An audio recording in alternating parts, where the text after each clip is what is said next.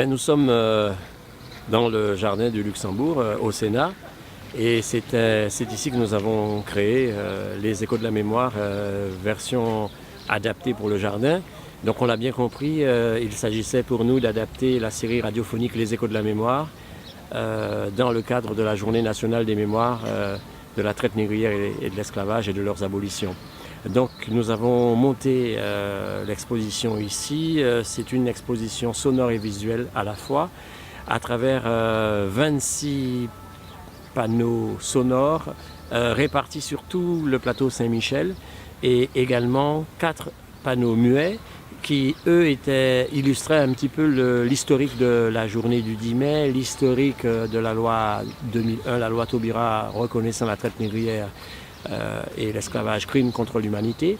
Il y avait aussi un panneau muet destiné à Aimé Césaire, parce que l'exposition est dédiée à Aimé Césaire dans le cadre du centenaire de sa naissance. Et il y avait un 4e panneau, un peu celui dans lequel j'exprime mon choix artistique, le choix d'un historien, celui que j'ai choisi, puisque toute l'exposition sonore est basée sur les travaux de Godwin Tété, un historien togonais. Et donc au total 30 panneaux. Voilà. 30 panneaux qui racontent l'histoire de la traite négrière et de l'esclavage de façon très originale. On comprend tout de suite qu'il s'agit là d'une grande université populaire.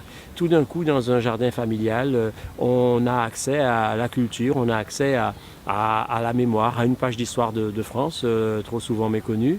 Et nous sommes restés donc finalement 15 jours.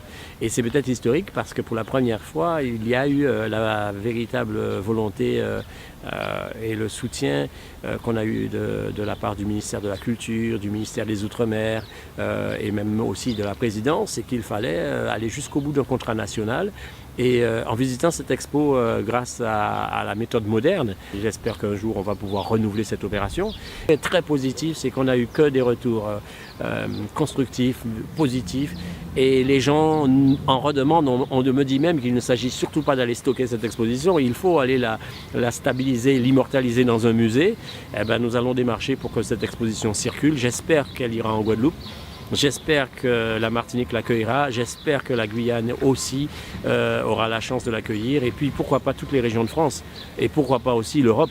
Grand merci à toutes celles et ceux qui sont venus nous encourager, et je pense qu'il faut continuer à travailler, à construire ensemble. Je crois que nous sommes au seuil d'une nouvelle ère, et puis on est en plein 21e siècle, et puis, comme par hasard. Et c'est aussi le 30e anniversaire de ma compagnie théâtrale, le Théâtre de l'Air Nouveau. Depuis longtemps qu'on travaille pour un air nouveau. Je crois qu'on est au début d'une ère nouvelle et d'un air nouveau à respirer. Tchimbered et surtout pas maudit.